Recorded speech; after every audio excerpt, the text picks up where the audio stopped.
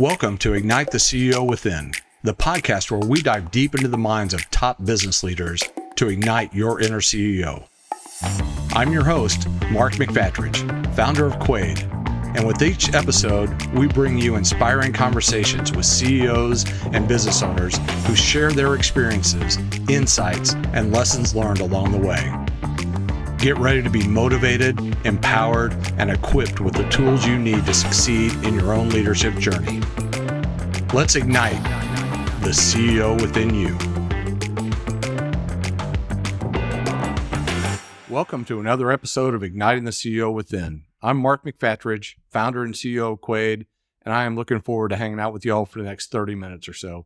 For those new to our podcast, Quaid is a community of CEOs, business owners, and entrepreneurs who come together to challenge each other, to hold each other accountable, to share their expertises and experiences with each other to help everybody grow personally and professionally. We do this in a bunch of different ways and how we support our community. The foundation of Quaid, honestly, is The Circle, which is a curated group of 8 to 10 CEOs and business owners that meet on a regular basis in a confidential setting led by an experienced CEO. That's the core of who Quaid is. But we also tap into the diversity of backgrounds and experiences from our entire community. And we get to capitalize on those and we get to share those, again, for that personal and professional growth, because there's nothing like that true experience that you can tap into and go, hey man, I've been in that situation, and here's what I did when I was there, and I screwed up this one, but this one worked out really well. So you don't have to do that first one. But it's just a variety of ways for us to capitalize on all those diverse experiences and educations and backgrounds that we all have in this community of CEOs. Today, I am really excited to hang out with Casey Webster. Casey is the founder and CEO of My HR Extension. It's an HR consulting firm that does so much more than that. They're really reinventing the role that HR plays in creating high-functioning teams in rapidly growing companies. Casey, welcome to Igniting the CEO Within. Thank you so much for having me. I'm pumped. This is exciting. I love you. I love what you're doing. I love the passion that you bring to everything HR, and this is going to be a fun one. I just have a feeling. Yeah, I'm looking forward to sharing the journey with you and kind of all those bits and pieces throughout life that has bring this company together. You know, it's all those first childhood experiences and then through college, and it's been a journey, and I love every minute of it, and I can't wait to share my story. That's so cool. Well, one of the things for me that's been just awesome about putting this show together is the sharing of those experiences. And what we found is literally no two are exactly alike. Everybody has different things that impacted them that made them want to start their own company or, lead companies in the CEO suite or whatever it is. It's just been amazing. And I have a blast. And ultimately one of the goals of this is if this reaches somebody that has that doubt in the back of their head of, I don't think I could ever be the CEO, or I don't think I could ever launch my own company because X, Y, Z. I'm telling you, we've had people that have been in X, Y, and Z that have said, I'm going to start my own company, and they are thriving. And you're one of those people. So would you share your past, share your story? How did you end up with My HR Extension and all the things that came to that? Yeah. So I always tell people that I started in HR when I was about 8 years old. And when you grow up in a small community that the whole community could fit inside of a Costco on Black Friday, you know what your parents do for a living. And you don't realize all of the different jobs that are out there. So growing up, my mom was in HR and my dad was a union worker at Goodyear. And talk about wonderful experiences growing up and just listening to their stories and listening to their healthy debates, right?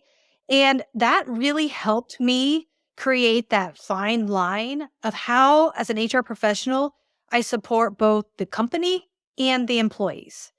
And I can remember when I was 8 and a new manufacturer had just moved into our little community, and my mom was their payroll administrator at the time. And literally, she would bring home the stack of resumes. Back then they did paper resumes, right? And I would go through and I'd look at the felony box. And if they marked yes, I put them in one stack. And if they marked no, I put them in the other stack. So that was my first HR job at about 8.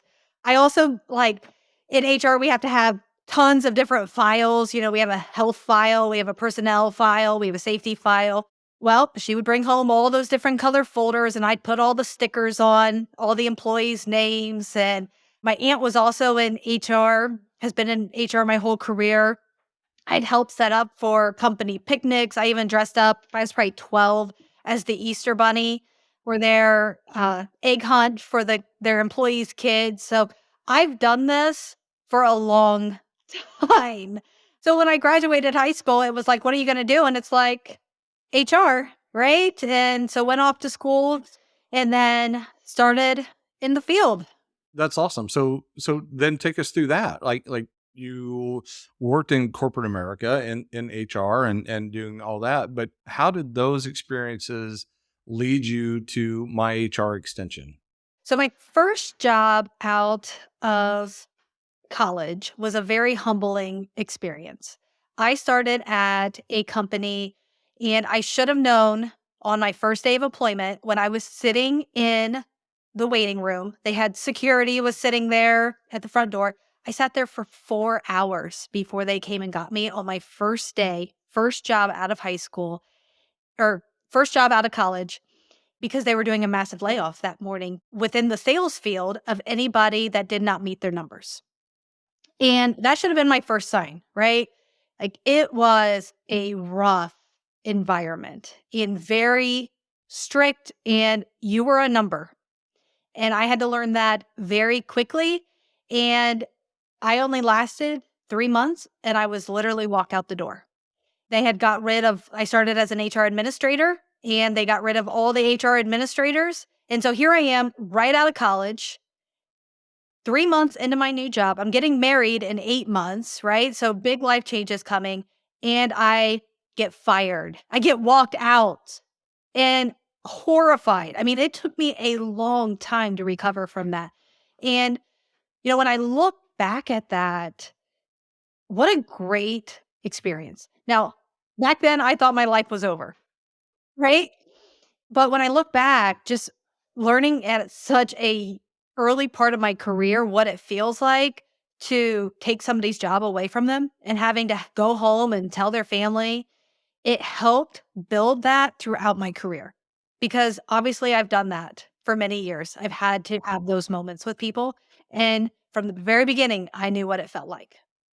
So from there, I got a job as a training administrator for a family owned company, global company, very large forklift manufacturer.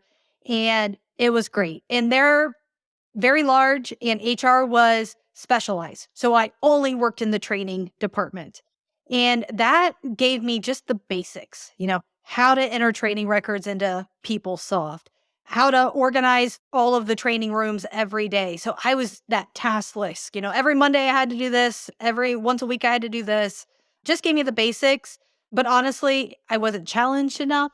So I only stayed there for a year and then moved on to a medical device company and there stepped right into an HR generalist role. And I can remember asking my boss, and the first couple days in, I'm like, okay, what do I have to do every day? What do I have to do every week? What are the things I have to do once a month? And she's like, nothing. And I'm like, what?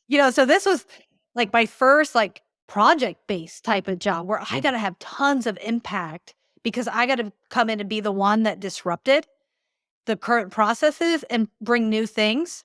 Great experience. They took all kind of risk on me when I was there, putting me into situations where I might not have been ready, but just threw me in and let me figure it out. I had great learnings. I ruffled a lot of feathers. I screwed up a ton, but I learned and I grew.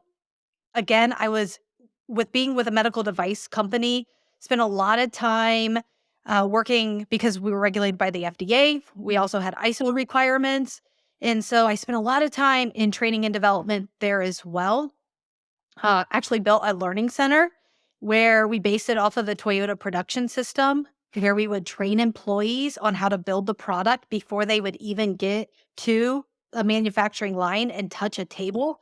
Because at the end of the day, if one of our tables failed and it hurt a patient, that would be deadly. Like, we don't want to hurt people, right? And so it was really important that, especially those critical elements, that we trained them off the line before they went and actually touched a table that a human was going to be using, that was getting care. And then that's when I became a business partner. So starting to support different parts of the business. And I had amazing leaders throughout my career that really engaged. Like, I was a part of the manufacturing leadership team. And so getting to hear all of what they're talking about in the meetings and helping me put together, okay, how does business really run? From there, I moved on to my third family owned company, and another amazing company that has been around for 150 years and actually is on their fourth generation of a family running it. Again, pretty much thrown in. Before I even started, I was getting spreadsheets and meetings because I needed to terminate a pension, and I'm like, I don't even know what I'm doing here. But you jump in and you figure it out. That's when I learned benefits and started. We were self-insured, did some amazing things on the benefit side, reduced our claims by $1 million by putting in reference-based pricing and putting in international prescription programs. I was probably in that role for about 2 years, and the CEO sent out an email to all of us on the executive team and said, "Hey, we need somebody to pick up marketing." Being an older company and the generations before us, marketing was viewed as not as valuable as what the newer generation had felt. And so, I had thought, and throughout my whole career, I mean, even when I worked at J.C. Penney's back when I was 16 years old in high school, I was the number one sales associate working 6 hours a week, getting people to open up credit card applications because I got $2 cash for every single one I got open. And when you're 16, $2 times each one that you open is pretty good cash. So, and people had always said, like, why aren't you in sales? And I'd be like, I am in sales. I just do it with people. And so, when he sent out that email, I really got thinking about it. And I was like, I do this all day long with people. I can surely do it for product. That has to be easier than doing it with people, right? And so that's when I got into running the marketing part of the organization as well. And I had an amazing vice president of sales that I partnered with at that company who really helped engage me in the business, taught me a ton about sales, getting deeper into it. And that's when I started to put together this whole thought of the people and culture sales funnel, where at the top of the funnel is where recruiting is really basic, right? We know, like, that's sales and marketing.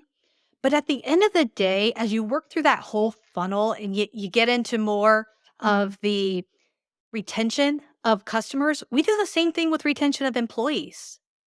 And so we've built out this whole process around this people and culture funnel that thinks about, how do we campaign to our current employees? How do we make sure that we don't just talk about our benefits at open enrollment? Because we spend a lot of money on benefits and employees don't understand them. And they don't stay at a company because they have great benefits because we don't do a great job of communicating it. They just assume, well, I have Anthem here and they have Anthem down the road. That means it's the same insurance. And that is absolutely not the case. And so helping employees understand what it really costs them to leave. Yeah, you might be making $2 more on the hour, but what are you giving up on the benefits? It might be $5 an hour when it's all in and said. And so that's really what sparked the whole people and culture sales funnel and thinking about processes like a sales and marketing professional. And then the gamification side of the business came in when I really needed a way to train some of our team leaders that were coming right out of high school that never had experience in this type of working environment. I needed to teach them compliance. I needed to teach them sexual harassment and discrimination and ADA. But I didn't want to sit there in a PowerPoint and bore them. If I'm bored doing the training, you're going to be bored learning, right? And so that's when I came out with the employment law escape room. We came up with that at my last place of employment. And after we had such success in doing that game with the team leaders and then with the sales and marketing spin on HR, that's when I was like, you know what? I think I want to go try to do this. Casey, that's awesome. And we're going to get into that a lot here in just a minute. But I want to go back to a handful of things that you talked about. You talked about you were given opportunities at a pretty young age, right? To maybe even more than what you thought you should have been given. But you were given the opportunities to grow and try things, fail at times, all that kind of stuff. But then you also mentioned the importance of having really good mentors in your career. Talk about the combination of those two things, and then ultimately how that, I have to imagine, gave you the impetus and the confidence to go, you know what, I can go out on my own and do this. But to me, those two things really stood out in some of the things that you said there. I think where HR professionals struggle sometimes is they're viewed as the compliance police, or HR says we can't do that, or, they scatter, they're scared when they see us. And I always said, I do not want to be known as a strong HR professional. I want to be known as a strong business professional.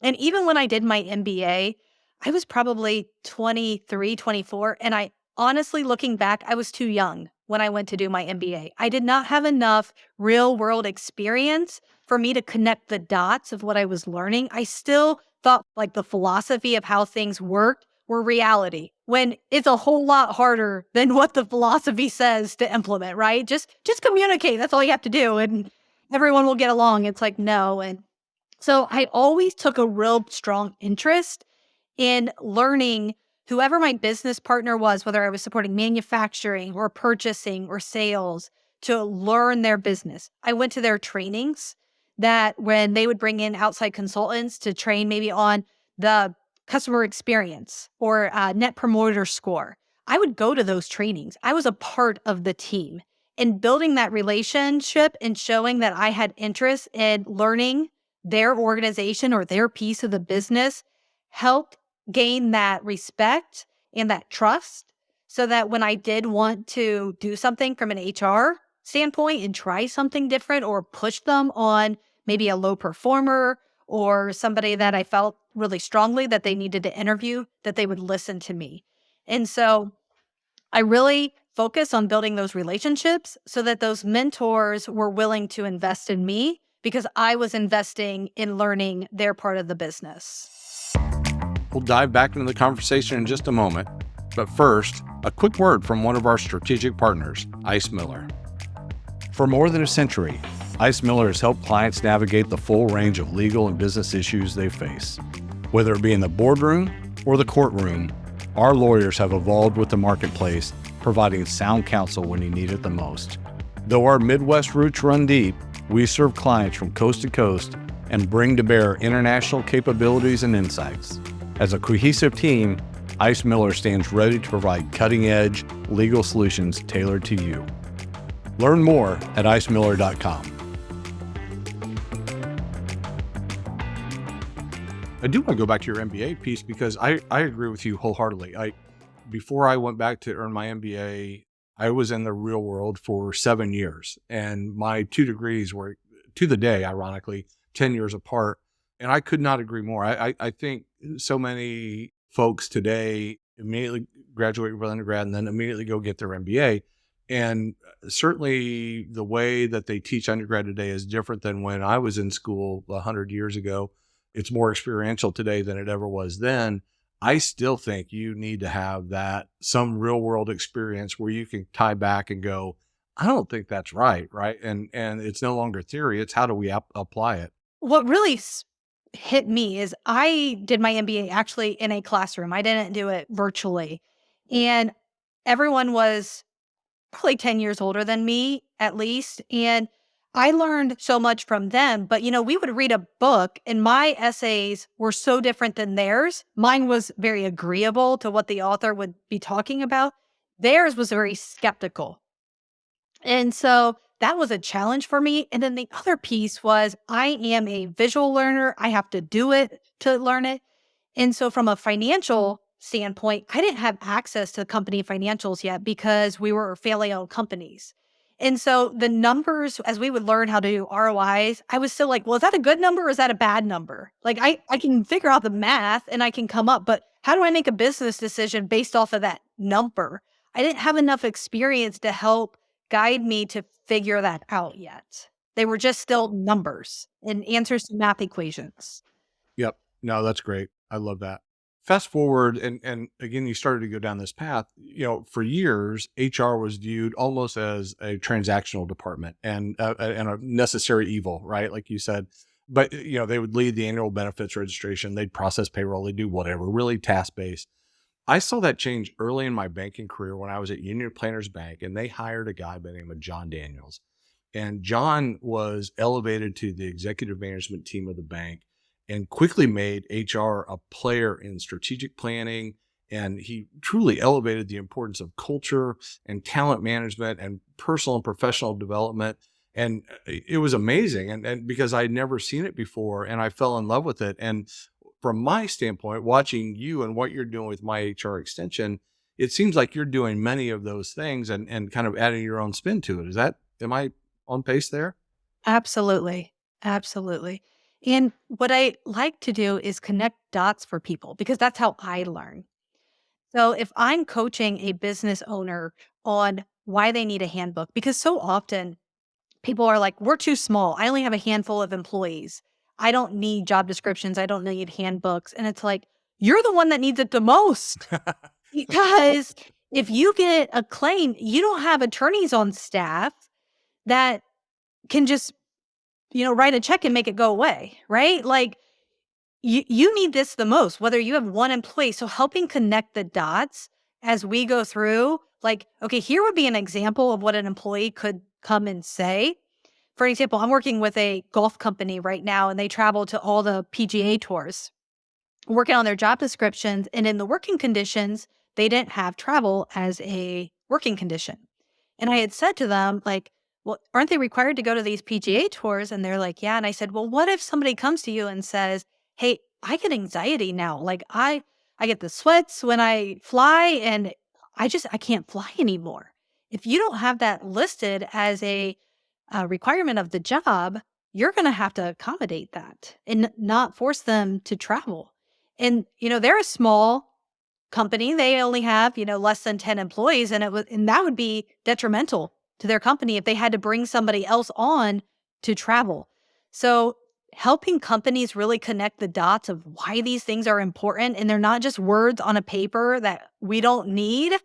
It's very valuable because when you do need it, you can't go back and call me then. It's too late. Let's get these things set up right from the beginning. I love kind of your backstory and your inspiration for my HR extension. You've talked about the gamification of training. Talk more about that because I find your inspiration for this and your backstory so fascinating and again, how you tie it all together to make it really relevant and understandable and applicable for everybody within an organization. Yeah, so we spend billions of dollars in the United States every year on training, and we still have tons and tons of discrimination claims and sexual harassment claims. And the number one reason that employees leave companies is because our managers are horrible. But we spend billions of dollars on compliance and leadership training.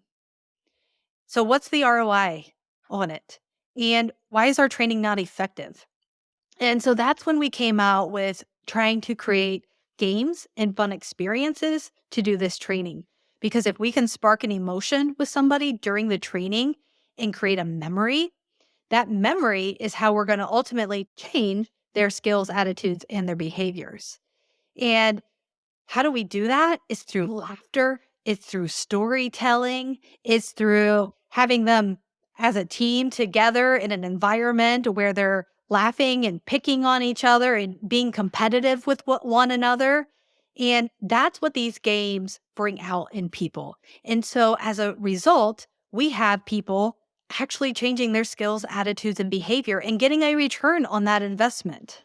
Give me an example of some of the, like, you jokingly are talking about compliance and how, maybe it's not even a joke of how boring and it could be, but you've taken it and made it not boring. As a matter of fact, really interactive and, at a competitive level. So, from a compliance standpoint, we do an employment law escape room. And if you've ever done an escape room before, it's very similar. And it can be set up in any conference room or training room. We hide a bunch of bags with locks on them throughout the room, as well as clues.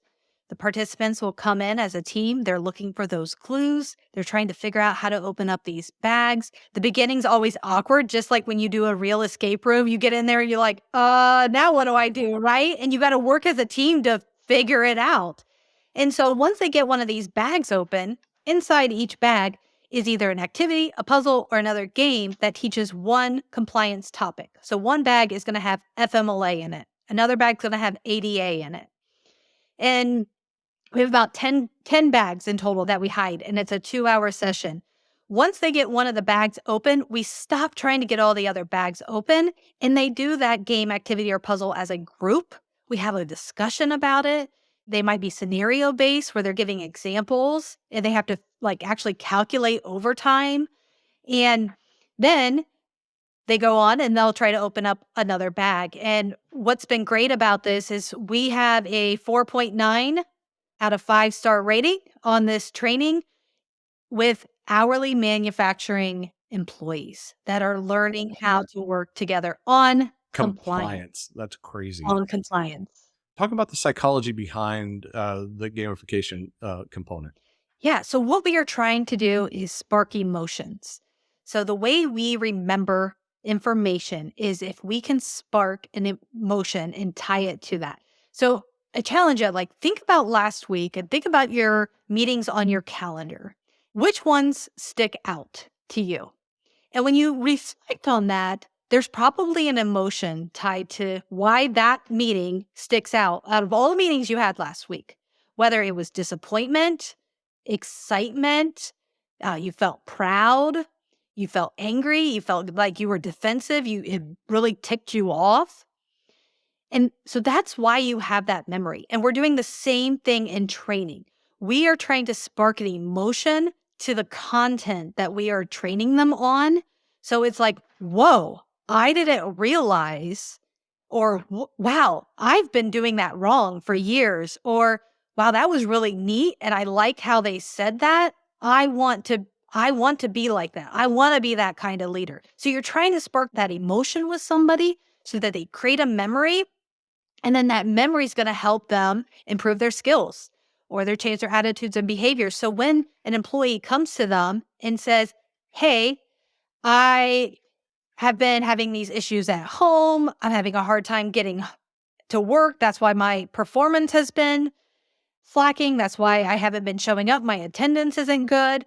They can tackle those conversations with confidence. So at the end of the day, we retain our talent. That's huge.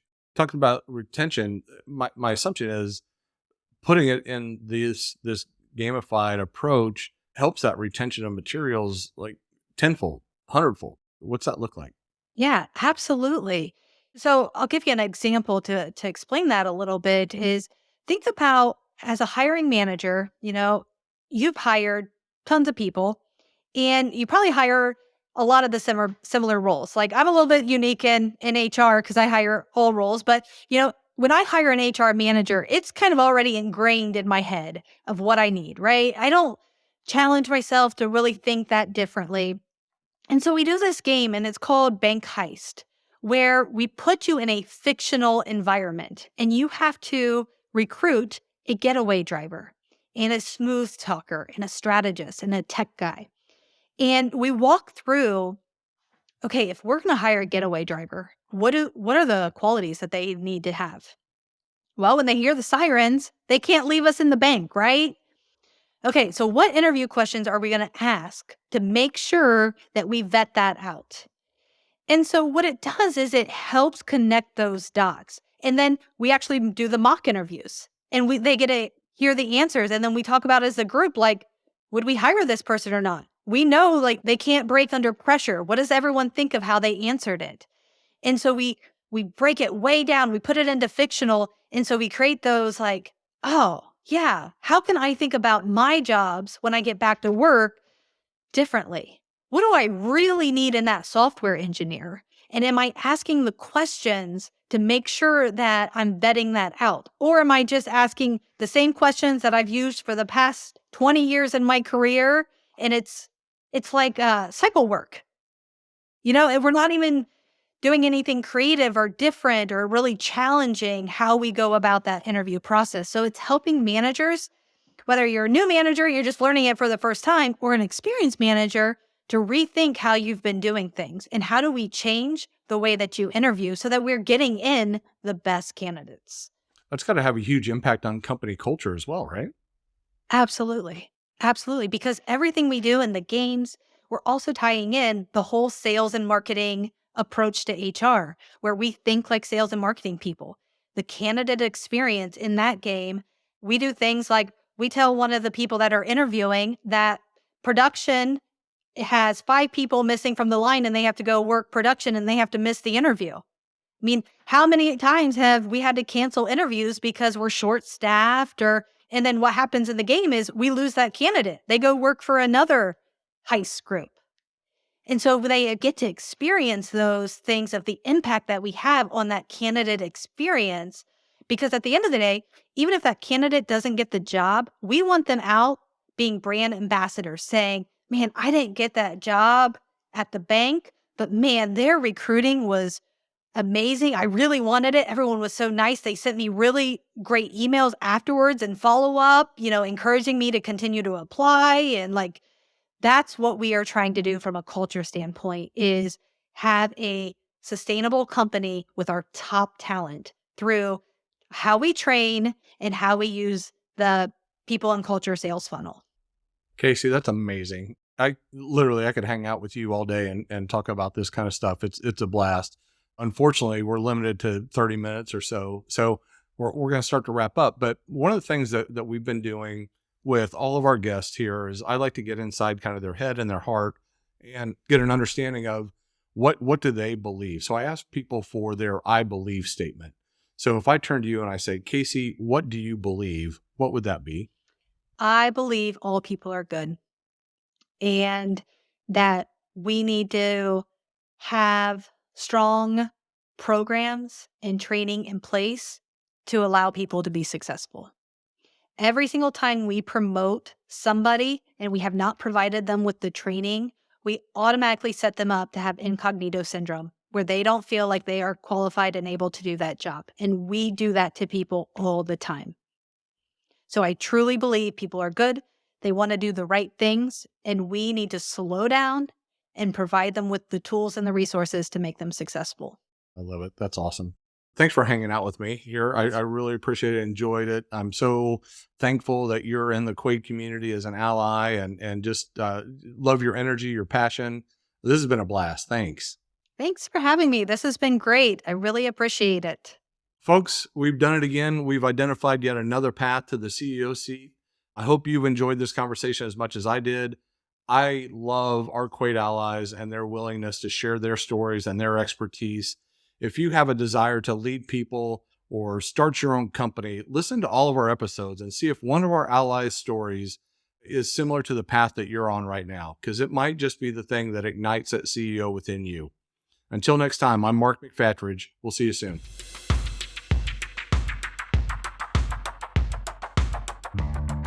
Thank you for joining today's conversation. If our discussion has sparked your interest in our community of unapologetically authentic leaders, head on over to QuaidCircle.com, where you can learn more about Quaid and take our exclusive CEO Mindset Assessment to help elevate your leadership journey.